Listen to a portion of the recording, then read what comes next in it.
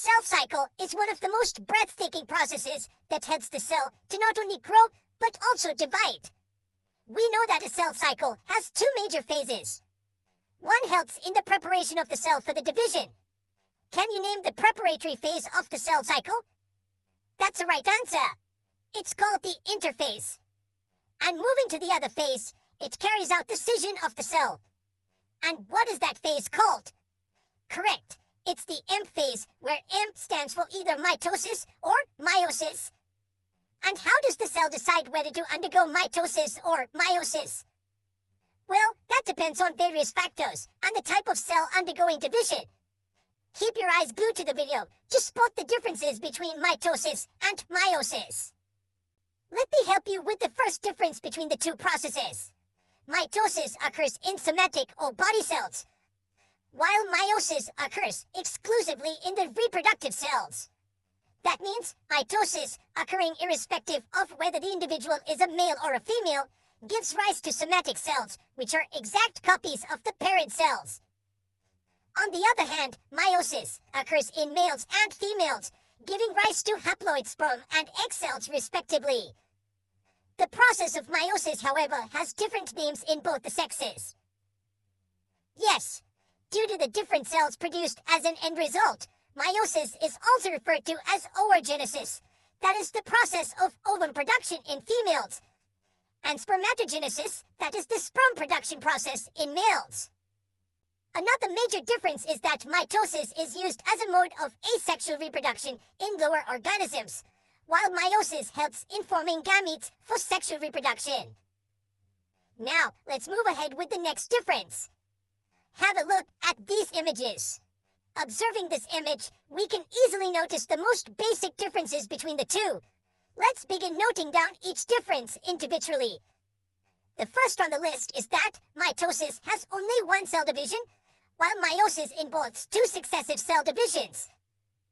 That simply means mitosis is a single-step division, while meiosis is a two-step division. And this results in meiosis having two phases, namely meiosis 1 and meiosis 2. Can you note down the second difference in the list? Correct. Mitosis produces 2 daughter cells, while meiosis produces 4 daughter cells. And is there something remarkable that we haven't discussed yet? That's right. Now let's move on to the next major difference. This difference is based on the chromosomal number of the daughter cells. In mitosis, the daughter cells are diploid with 2 sets of chromosomes, just like the parent cell. While during meiosis, the daughter cells produced are haploid with only 1 set of chromosome. These daughter cells are called gametes, have exactly half the number of chromosomes from the parent cells. The former difference also gives cue about one more difference between the two. What could that be?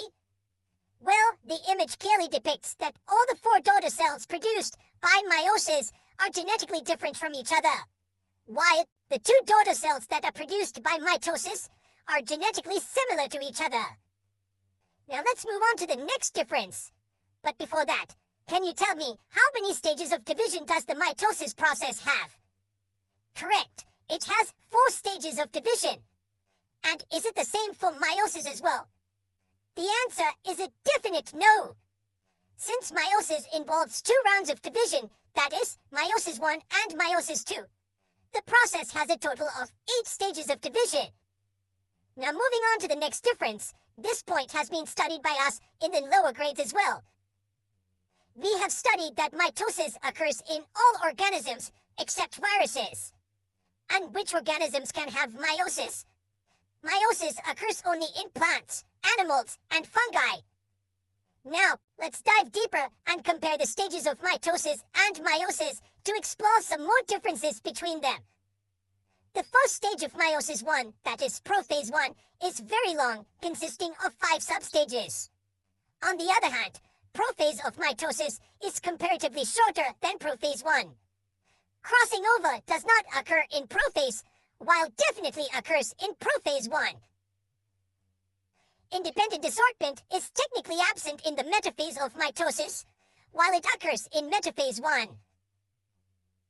The separation of chromatids takes place during anaphase, And on the other hand, the separation of homologous chromosomes takes place during anaphase 1, and the separation of sister chromatids during anaphase 2.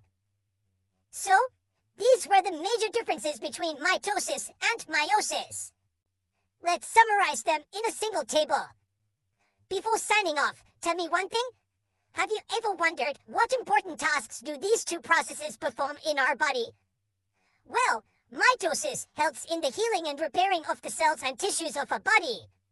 It's also responsible for the growth and the development of the body. Meiosis, however, helps exclusively in introducing gametes.